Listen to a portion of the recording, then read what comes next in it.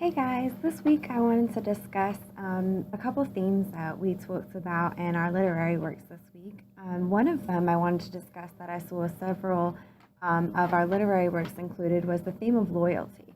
We saw loyalty in Gilgamesh, where he was seriously loyal to his friend Eniku.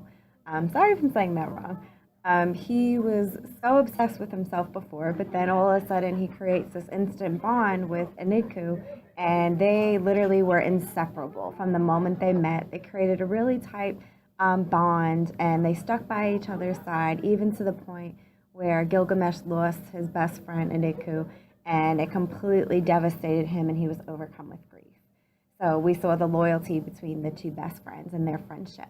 Another part of loyalty we saw was in Beowulf. We saw how loyal he was to his king, his family, to his men, and his friends, and his people where he stayed.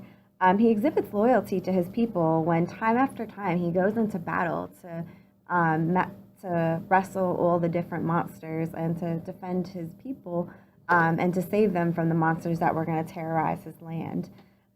Even to the point where Beowulf loyalty is exhibited to everyone all throughout the story as he continues to put others before himself, even to his own demise. Another part we saw loyalty in is Job. Job was extremely loyal to God.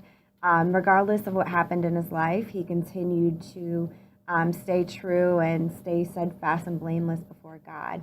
So Job was extremely loyal to God regardless of what happened to him in his story. So that was another similarity of loyalty we saw.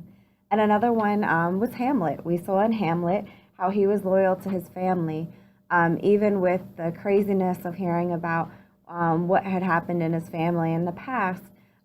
He continued to seek the truth to figure out who he needed to seek out revenge for the death of his father. So loyalty was definitely something we exhibited. We also saw the theme of death, where we saw in Gilgamesh, he was surrounded by death being inevitable, regardless of what he tried to do, and as strong as he thought he was to tackle anybody who came in his path. We saw that Gilgamesh and Eniku, that death was inevitable, and that was another theme that we saw reoccurring throughout other literary works. That you can't escape death no matter who you are or where you're from, that death will come when you have the time to go. Eniku was created even by the gods and was strong and mighty. However, that didn't prevent him from death when it was Eniku's time to go.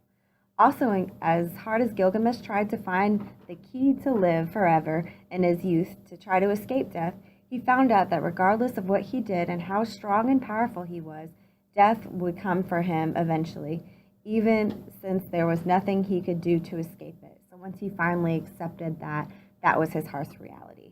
And then we also saw how death was inevitable with Beowulf. Beowulf fought all the different monsters, was powerful, was this known strong person. However, at the end of it, death was inevitable for him as well. And in his older years, he ended up fighting the last dragon. And even at the end of the fight, with his last breath, the dragon ended up killing him with his poisonous fangs and ended Beowulf's life. So as we see, the two themes that we saw in numerous different literary works was death is inevitable and you can't escape it, and also the theme of loyalty. Hope you guys have a great day.